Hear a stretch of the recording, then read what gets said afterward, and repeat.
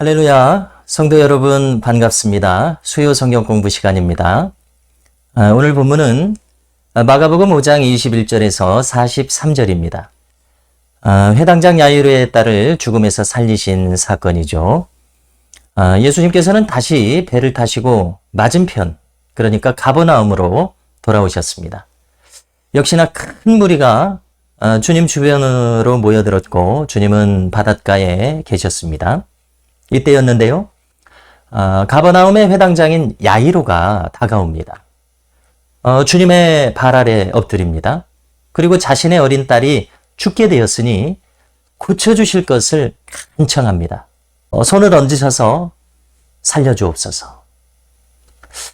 여러분, 이 야이로는 회당장이라고 하는 이 지역의 높은 지위를 생각하지 않았던 겁니다.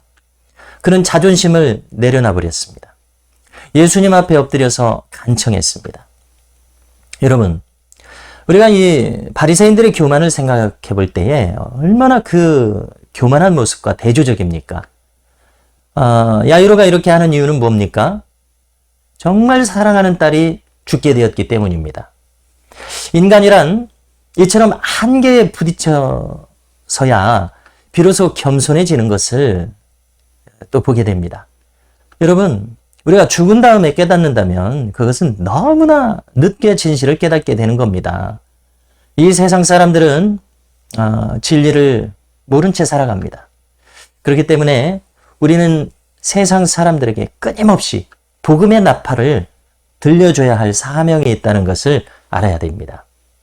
그것이 바로 먼저 진리를 깨달은 사람들이 마땅히 해야 할 일입니다. 우리의 남은 여생은 이렇게 진리를 전하는 일에 집중하면서 살아가야 합니다.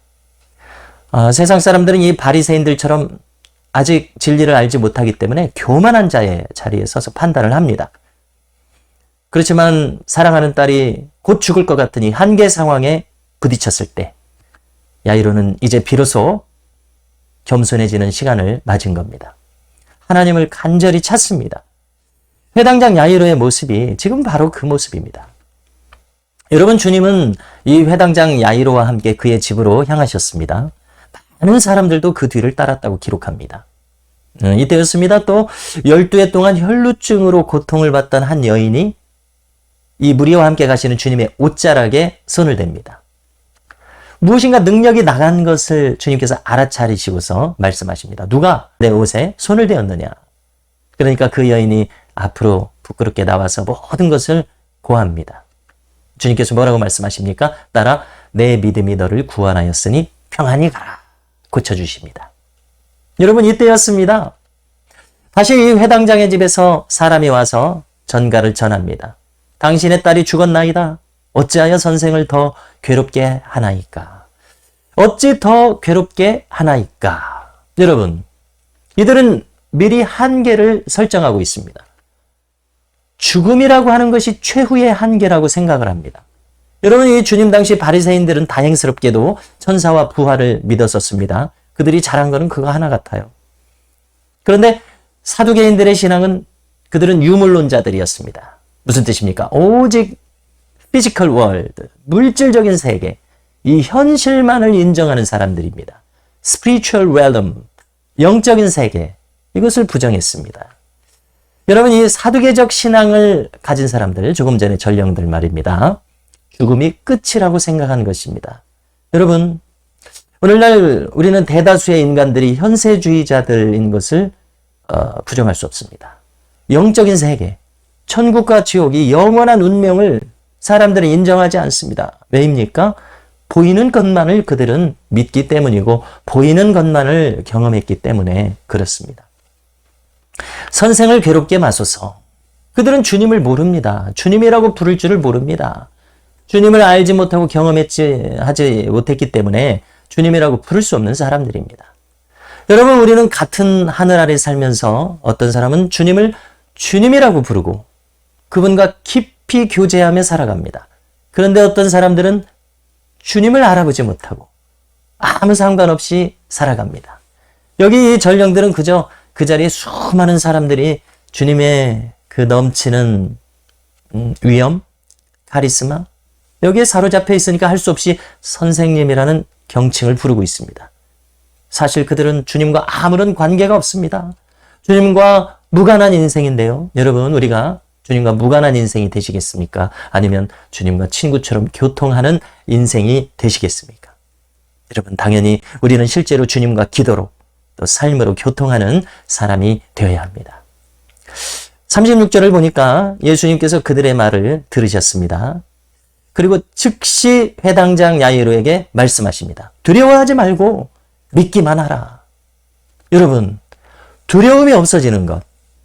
주님과 함께하면서 주님과 교통하는 사람의 가장 두드러진 특징입니다. 주님을 신뢰하는 사람에게서는 믿음이 극대화됩니다. 큰 믿음이 있고 적은 믿음이 있지 않습니까? 또 불신앙이 있습니다. 여러분, 큰 믿음을 가질수록 두려움은 반대로 적어집니다. 여러분, 이치를 한번 따져보십시오. 천국이 있습니다. 죽은 자에게 임하면 어떻게 됩니까? 그 죽은 자가 살아나는 것입니다. 극대화된 큰 믿음은 천국에서 오는 믿음인데요. 이 믿음이 필요한 이유입니다. 사람도 살리는 믿음, 천국을 인정하는 믿음이, 천국의 그 능력이 우리에게 임하면 사람도 살아나는 겁니다. 신유와 축사 사역 놀랍습니다. 초자연적인 사역이죠. 천국이 거기 임하면 되는 겁니다.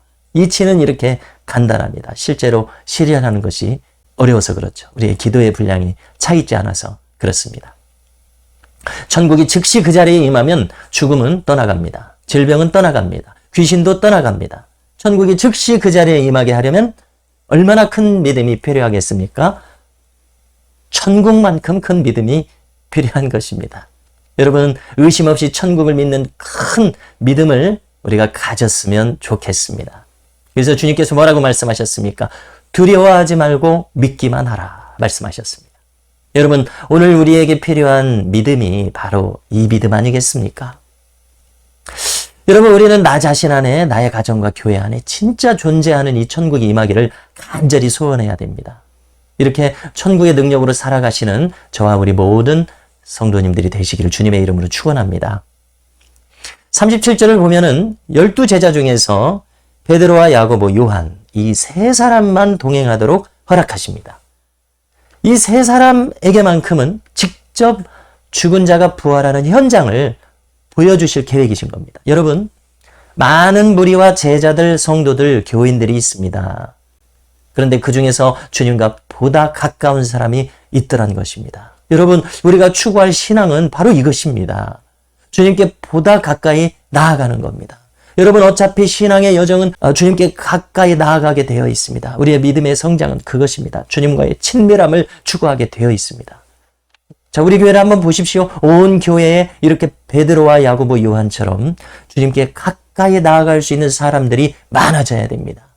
그래야 그 교회야말로 진정한 은혜가 있고 신앙의 능력이 나타나고 어둠은 틈타지 못하는 그런 권능 있는 교회, 천국과 가까운 교회가 될 것입니다.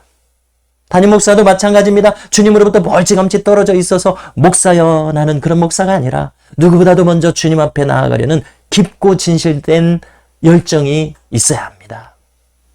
38절을 보시면 사람들이 웅성거리고 심히 통곡합니다.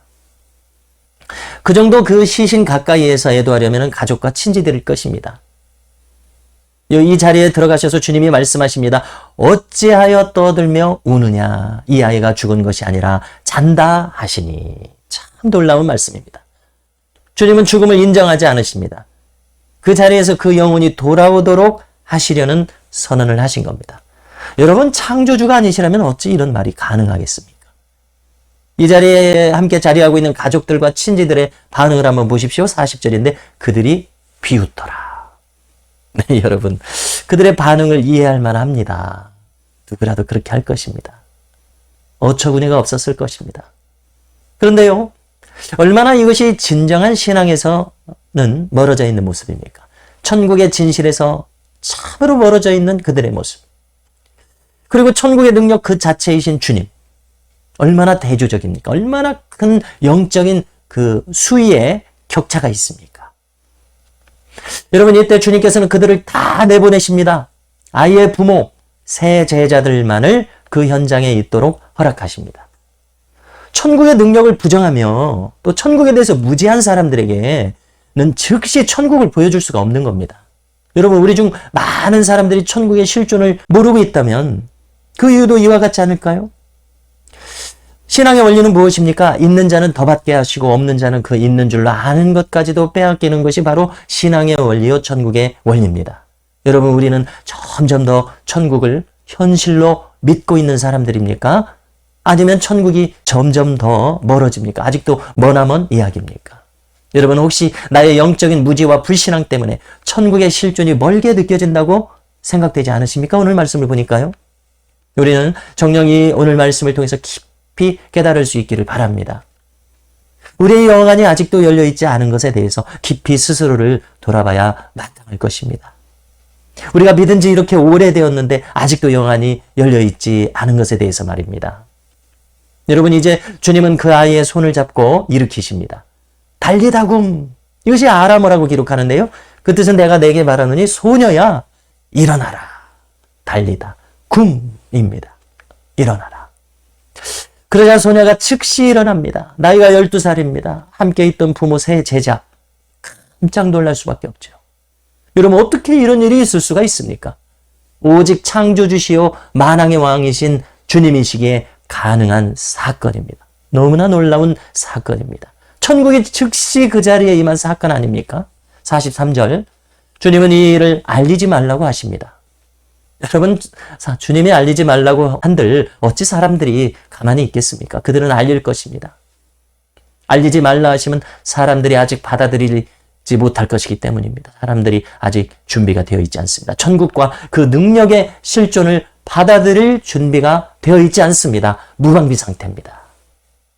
성도 여러분, 우리가 만일 천국의 실존이 멀게 느껴진다면 그것은 우리가 아직 준비되지 않은 것 때문 아닐까요? 그러면 여러분, 어떻게 우리가 준비되겠습니까? 천국의 실존을 믿는 것입니다. 의심하지 않고 믿는 것입니다. 그리고 우리는 기도해야 됩니다. 오늘 나에게도 알게 해주십시오. 오늘 나에게도 내가 천국을 볼 수 있도록, 지옥의 실존을 알 수 있도록. 여러분, 놀라운 것은 신약 성경에서 지옥을 제일 많이 언급한 인물이 누군지 혹시 아십니까? 놀랍게도 예수님입니다. 제 기억으로는 9회 최다 언급자 예수님이십니다. 여러분, 어제의 나와 오늘의 나는 달라야 되겠습니다. 어제의 불신앙이 오늘에도 영향을 끼치지 말게 해야 합니다. 오늘은 우리가 더욱 큰 믿음으로 천국을 향해 나아가야 합니다. 성도 여러분, 오늘은 회당장 야이로의 딸을 살리신 이 놀라운 사건을 나눴습니다. 이 생명과 이 부활의 능력이 우리의 신비에 흐려지지 않고 새겨질 수 있기를 주님의 이름으로 축원합니다. 여러분, 이상으로 오늘 내용을 마치겠습니다. 감사합니다.